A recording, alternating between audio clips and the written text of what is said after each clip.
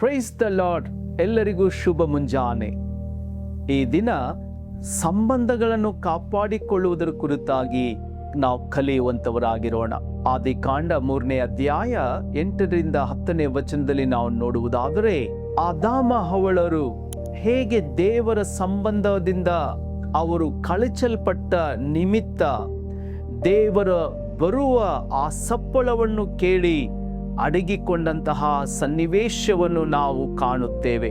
ದೇವರಿಗೂ ಅವರಿಗೂ ಇರುವ ಸಂಬಂಧದ ಮಧ್ಯದಲ್ಲಿ ಪಾಪದ ಪ್ರವೇಶ ಉಂಟಾಯಿತು. ಪ್ರಿಯರೇ, ಈ ಪಾಪ ದೇವರು ಮತ್ತು ಮನುಷ್ಯರ ಮಧ್ಯದಲ್ಲಿರುವ ಸಂಬಂಧವನ್ನ ಹಾಳು ಮಾಡಿತ್ತು. ಮನುಷ್ಯನು ಯಾವಾಗ ದೇವರೊಂದಿಗೆ ತನ್ನ ಸಂಬಂಧವನ್ನ ಹಾಳು ಮಾಡಿಕೊಂಡೋ ಆಗ ಆ ಸಮಯದಿಂದ ತನ್ನೊಂದಿಗಿರುವಂತಹ ಜನರೊಂದಿಗೆ ಆತನು ಸಂಬಂಧವನ್ನು ಕಾಪಾಡಿಕೊಳ್ಳುವಂಥದ್ದು ಅವನಿಗೊಂದು ದೊಡ್ಡ ಸವಾಲಾಗಿ ಕಾಣಲ್ಪಡ್ತಾ ಇದೆ.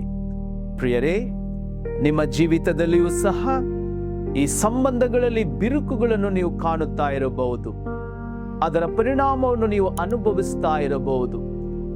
ಆದರೆ ಮನುಷ್ಯನು ಸಂಬಂಧಗಳನ್ನು ಸರಿಪಡಿಸಿಕೊಳ್ಳಲಿಕ್ಕೆ ಅನೇಕ ಪ್ರಯತ್ನ ಪಡುತ್ತಾನೆ, ಆದರೆ ಆ ಪ್ರಯತ್ನ ಎಲ್ಲ ವಿಫಲವಾಗ್ತಾ ಇದೆ.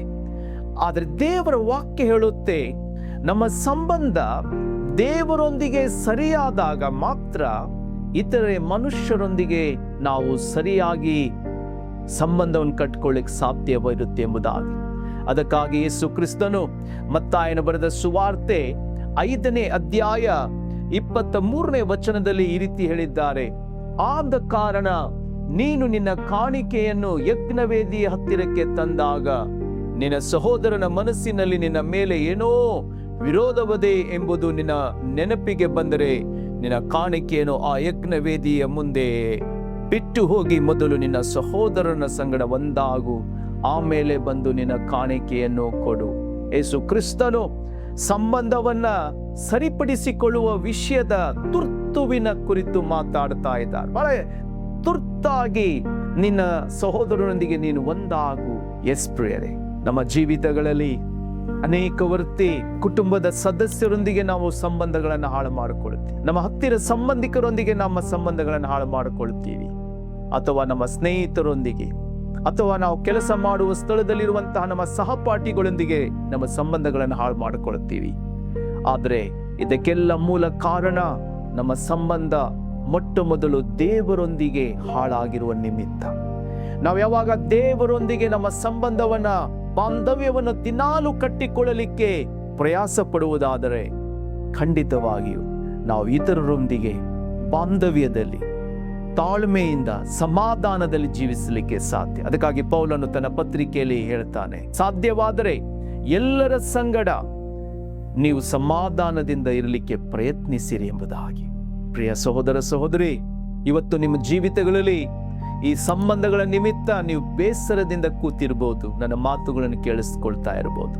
ಇವತ್ತು ನಿನ್ನ ಸಂಬಂಧ ಸರಿಯಾಗಬೇಕಾದ್ರೆ ಫಸ್ಟ್ ದೇವರ ಮುಂದೆ ಮೊಣಕಾಲನ್ನೂರಿ, ದೇವಾ ನನ್ನನ್ನು ಕರುಣಿಸು, ನಿನ್ನೊಂದಿಗೆ ನನ್ನ ಬಾಂಧವ್ಯವನ್ನ ದಿನಾಲು ಕ್ಷಣ ಕ್ಷಣವು ಕಟ್ಟಿಕೊಳ್ಳಲಿಕ್ಕೆ ಸಹಾಯ ಮಾಡು ಎಂಬುದಾಗಿ ನೀನು ಅಂಗಲಾಚಿ ಬೇಡಿಕೊಳ್ಳುವುದಾದರೆ, ಎಸ್, ನಮ್ಮ ಸಂಬಂಧ ದೇವರೊಂದಿಗೆ ಸರಿಯಾಗುವಾಗ ನಾವು ಇತರರನ್ನು ಹೃದಯಪೂರ್ವಕವಾಗಿ ಕ್ಷಮಿಸಲಿಕ್ಕೆ ಸಾಧ್ಯವಾಗುತ್ತೆ. ನಾವು ಇತರರನ್ನು ನಿಜವಾಗಿಯೂ ಪ್ರೀತಿಸಲಿಕ್ಕೆ ಸಾಧ್ಯವಾಗುತ್ತೆ.